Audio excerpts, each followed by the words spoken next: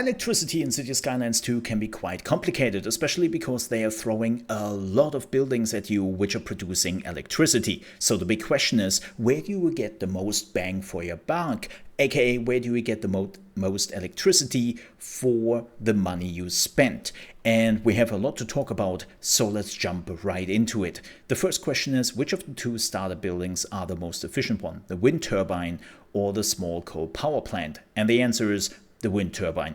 Yes, if you can create the coal yourself, the small coal power plant is more money efficient, but let's be real here, most people don't have that option at the beginning, so the wind turbine is winning easily because 3 wind turbines will produce 22.5 megawatts instead of 20 like the power plant, and it will also only cost you 60,000 per month instead of 70,000. So this thing is winning by a long shot, and the wind turbines are the way to go in the early game. Then we are slowly getting to the early mid game where we are reaching tier 2, and the question is, what do you take next? Is it the gas turbine? Is it the hydroelectric power plant? Or is it the geothermal power plant? Well, let's talk very quickly about the hydro. It's not reliable. Just forget about it. I know 20,000 megawatts is insane, but you will never get that. I normally get like 2 or 5 megawatts. It's really tough to build. And in general, I just cannot recommend it. They have to fix it. They have to make it more easier to utilize. But right now, we are not in a position where it is really usable. Now, that begs the question, which of the next two is really usable? And the answer is, it's a geothermal power plant, because the problem is, yes, the gas power plant is creating a little bit more energy than the geothermal power plant, but look at the upkeep. You are paying 575,000 in comparison to over $1 million per month just for a little bit of megawatts. Yes, you need groundwater for this to work, but let's be real here, groundwater you find so often on your map, it's not really a big deal. And with that, the geothermal power plant is just winning. It's as easy as that. And the geothermal power plant is the building you will probably build the most into endgame, which leads us to the tier 3 buildings, where you're probably wondering, wait a minute, Mole, when the tier 3 buildings are mid to end game, why would I still build the geothermal power plant?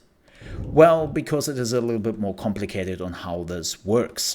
When you are looking at the coal power plant, yes, the coal power plant is absolutely insane when it comes to the electricity it can produce. But the problem is, you need coal for this. So if you cannot get the coal yourself in your city, this will cost you nearly $1 million per month just to import the coal, and the coal will slowly ruin you. You have to import. So if you have the coal in your city, the coal power plant is a monster you just don't want to ignore. If you don't have anything to do with coal, this is just not worth it over time. Sorry. Which leads us to the solar power plant. Is the solar power plant worth it? It depends.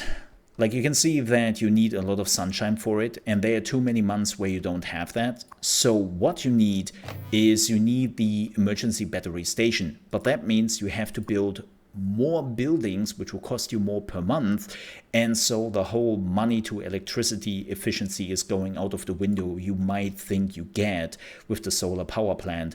And it's just easier and more efficient to get another geothermal power plant, as unfortunate as it is. And this thing is big. I mean, look at the size of that solar power plant. So again, the best solution here is going geothermal. Now, this leads us to the last building, and that is the nuclear power plant. And the nuclear power plant is insane. You produce huge amounts of electricity. You don't need an extra resource, and people love this thing. When you are putting this down, the whole city is getting a huge happiness bonus. But you can only build it once. It's a special building, and it also will create a massive amount of sewage, and it needs a massive amount of water. To be precise, it will eat up 300,000 more water, and it will create 300,000 more sewage when you are powering it up. So it's a complete monster in what it produces, but it is good. It is really, really good when it comes to producing electricity, but this is endgame. This is one of the last electricity buildings you will build in this game.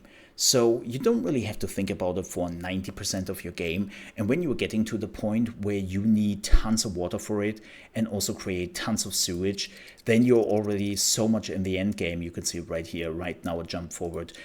It's a massive amount that it doesn't really matter too much. So that thing is definitely worth your points. But till then, to be completely honest, build wind turbines and build geothermal power plants, and you will do fine if you want to go for the efficiency. With that said, thank you so much for watching. I hope you enjoyed this video and found it helpful. If you still have some issues or some thoughts, let me know down below in the comments. And as always, please don't forget to like. And if you're new to the channel, you want to see more City Skyline videos or strategy videos in general, that's what this channel is focusing on, I would appreciate if you might consider to subscribe. With that said, thank you so much for watching. I'll see you next time. Stay safe. Bye-bye.